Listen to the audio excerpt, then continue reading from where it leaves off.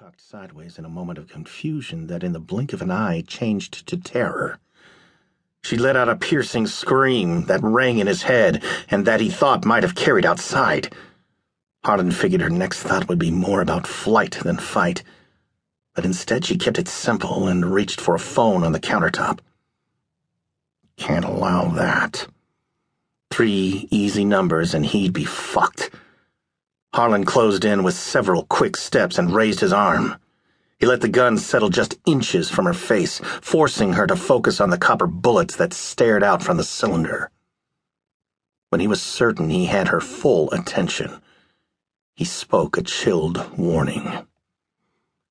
Shut your mouth and stay away from that damn phone or we'll end this right now. She pulled her hand back. Harlan looked hard into her eyes and concluded she'd never been closer to a real gun. He took in the scene around him, noticing the nearby candlelit table set for 2. How cozy. He spoke with a contemptuous nonchalance. Standing barefoot and stock still in a thin t-shirt and tight jeans, small hissing noises escaped her throat and grew to quiet sobs. She drew a breath, immediately followed by another, and then another. Large, hitching gulps without exhale. She forced herself to speak, and the words conveyed her desperation. Look, just take what you want and leave. I won't make any trouble for you. Just leave me alone, please. Harlan picked up on the quiver in her voice and the shaking of her hands. She raised her arms a bit and backed away. She had every right to fear his intent. I ain't here to steal from ya, and I got no interest in forcing myself on ya neither. Okay. Just tell me what you want. I don't know what I did. Harlan cut her off. I got no quarrel with you. Fact is, you should have been more particular about your associations. He saw her fight to get her wits about her, saw the irrepressible shivers that spread over the appealing curves of her body. Harlan read people well and sensed her resignation. She'd suffer any indignity that offered the slightest chance of survival. Were the circumstances different, he might have acted on his base desires, but with a calm detachment, he pressed ahead.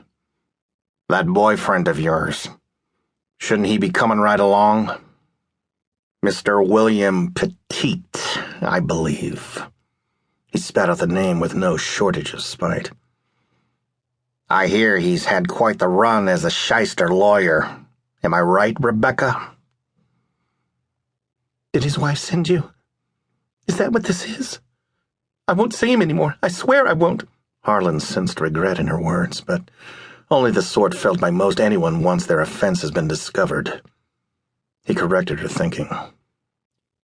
His wife ain't got no part in this, and I couldn't give 2 shits who you put out for. It's just a little something between me and Petite. Not much can be done about you getting caught up in the middle. Harlan looked her over one last time. A damn pretty woman, no doubt. It crossed his mind again that she likely had some skills in carnal affairs, but he gave no thought toward reconsideration. Her path was set. Ain't no sense dragging this out. Take a second and make your peace. Harlan cocked the hammer with a calloused thumb, in the way another man might target a rusty beer can balanced on a fence post. He took quick aim and fired twice.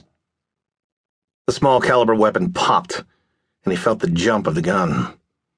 She threw her hands out as if she intended to catch the bullets in midair, but both projectiles found their way to the meatiest portion of her slender gut. The cotton of her shirt puffed out in a tight circle of smoke, and splotches of red appeared like magic as the lead sliced into her.